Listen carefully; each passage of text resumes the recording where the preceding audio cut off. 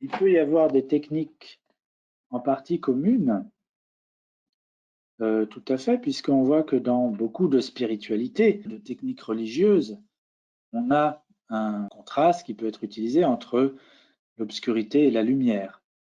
Dans les rituels chrétiens, pensez au samedi saint, par exemple, à la vigile pascale, chez les catholiques ou les orthodoxes. On est d'abord dans l'obscurité et puis des lumières s'allument et la lumière apparaît. Il y a pas mal de choses qui peuvent se passer dans des grottes. L'obscurité peut être donc importante, mais souvent elle est en contraste avec la lumière. Alors là, ce qu'on a de particulier, c'est qu'on est dans l'obscurité totale, dans la tente sombre.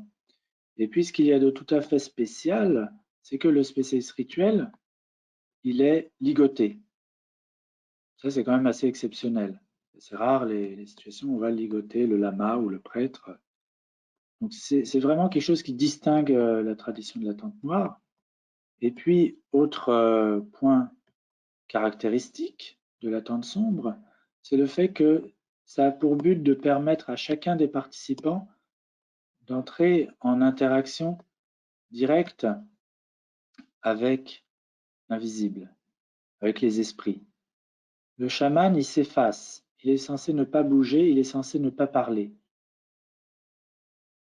À la différence de ce qui se passe dans la tente claire, où le chaman, il dialogue lui-même avec les esprits, et les gens, ils ont recours à son intermédiaire, mais eux-mêmes ne peuvent pas interagir avec les esprits.